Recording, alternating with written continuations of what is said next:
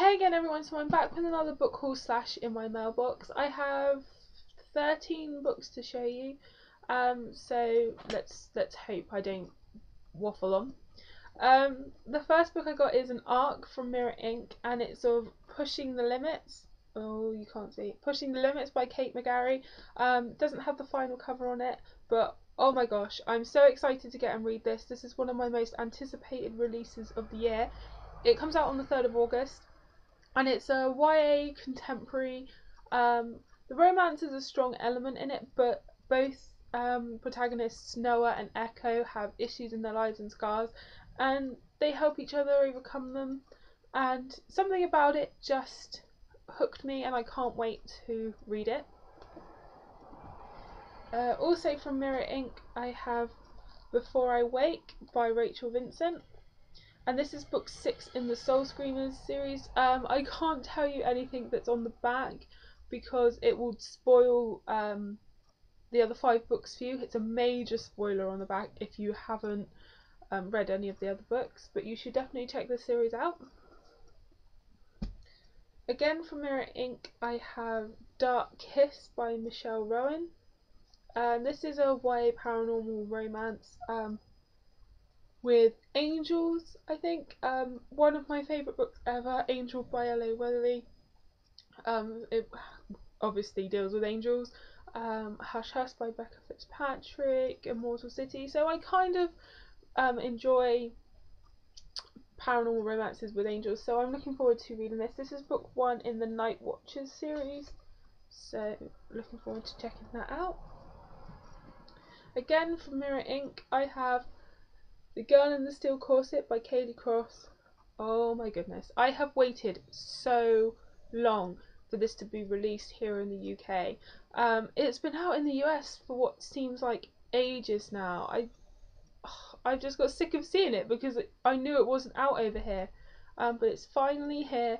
Can't wait to check it out. It's a steampunk novel set in 1897 England, and it's always nice to find a book set in England because as much as I love obviously the YA genre, 99.9% of them are always set in the US, so it's nice to find one set where I am. So I can't wait to read this.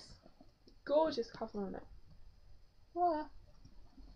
Okay, and then from Bloomsbury I have Velvet by Mary Hooper, and it's got a velvet buttery cover, which is brilliant.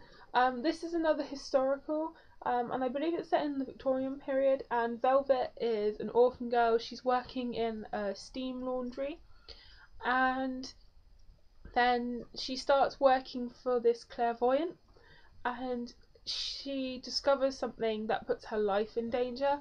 It sounds really good. Really pretty cover. I can't wait to check this out. I believe this comes out on the it comes out on the 5th of July. So I have that. And then another one from Bloomsbury. I have City of Swords by Mary Hoffman. And this is like book 6 in the Stravaganza sequence. If anybody knows of this series, I mean, I think it sounds awesome. It's another like historical, but the Stravaganza time travel. So if anyone knows about the series, can you read them out of order? Is there one overall story arc? Because I can't seem to find out. Because if not, I'll buy the other 5 books because it sounds awesome. It reminds me of Lisa T. Bergman's River of Time, because that's very much time traveling to the past and action, and from the cover, I mean, it looks like it's got a lot of action. So I really want to read this, but if I have to read the other 5 books first, I will save it until I can acquire the other 5 books. But I'm really kind of excited to check this series out. So I have that. So I'm kind of annoyed I don't have the other 5 books so I can be reading them, but oh well. And then from Black and White Publishing, is that it? Let's check. I can't see what the publisher is. Why didn't I check this first? Yes. Black and White Publishing. I have Dreams by Daniela Sagradotti. I butchered that name, I'm so sorry. This is another YA paranormal romance. I hadn't heard of this publisher before, but I love the sound of this book. It's one of those young girl discovers, stuff about herself that she didn't know before, and think there's going to be a love triangle. But it does sound good. Take my word for it. I'm looking forward to reading it. I don't quite know what it is her power is or what she is. But sounds good. Can't wait to check it out. Okay, on to the books that I bought. I bought Scarlet by A.C. Gowan. I genuinely just don't even know how to say that name. This is a YA retelling of Robin Hood, where Will Scarlet is in fact a girl. I'm always up for retellings. I like that she's retold Robin Hood instead of a fairy tale. I just think that's different. I'm really looking forward to reading this. I wanted to get it when it came out back in February, but that was US hardcover, and I thought, oh, should I not? But so I waited for the UK paperback edition. I'm really looking forward to reading this. The rest of these books are all ones that I was really anticipating, especially this one, Grave Mercy by Robin Lefevre. Again, this came out in hardback in the US like a month ago or so, and I was waiting patiently for the UK paperback to be released. Historical, political intrigue, action, assassins, nuns, romance. I mean, it sounds so good. I can't wait to check this out. Really beautiful cover. Really, I can't even explain how excited I am to read this, but I'm swamped at the moment, so Lord only knows when I'm going to get around to reading it, but I can't friggin' wait. Then I had this on pre-order, For Darkness Shows the Stars by Diana Peterfreund. I don't know. I'm sorry. I'm so sorry. Again, beautiful cover on this, and this is like a post-apocalyptic retelling of Jane Austen's Persuasion. Now, as you guys know, I love Jane Austen's Persuasion. Sometimes I prefer it to Pride and Prejudice. I change my mind. Sometimes it's Pride and Prejudice, sometimes it's Persuasion, but I love Persuasion. So to see a YA retelling of it, words can't describe how pleased I am to get and read this book. Can't wait for this. Really excited to get to that one. Now the other three are all kind of similar-ish. First I have Wrecked by Anna Davies. Gorgeous cover on this.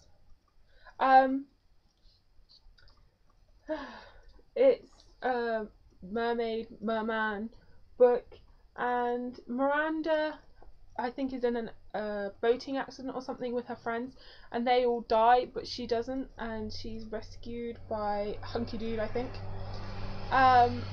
Sounds really good. Can't wait to check it out. I've heard really good things, and this is a standalone. I found a standalone.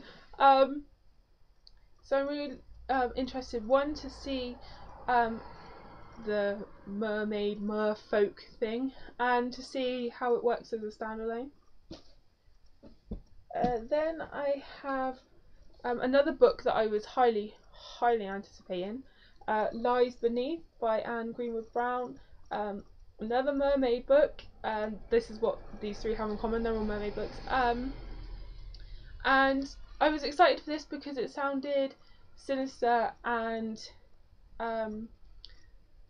basically Calder died, I think, in this lake when he was younger, and the merfolk turned him into a merman or whatever it is he's called, and then his mother mother, as in the mermaid mother, dies, and his sisters, who are kind of evil and twisted, seek revenge on who they blame, and so he has to seduce this girl to get close to her father, but then he falls in love with her, etc. It sounds really awesome. This is not a standalone, it's the first in the series.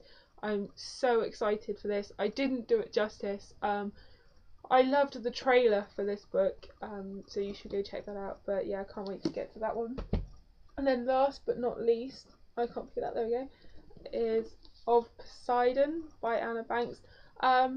I liked the sound of this book, and then I kept seeing awesome reviews and then character interviews and then interviews with the author Anna Banks, and I thought, I need this book, I need to get and read it, and I can't wait to read this book. It sounds awesome. Cover, gorgeous. And all these books are written by like an Anne. You have Anna Banks, Anne Greenwood Brown, and Anna Davies, and they're all about merfolk. I find that kind of strange. I'm sorry that this was such a disjointed book haul. I'm not feeling particularly great right now. So thanks for watching and sticking with this, and happy reading.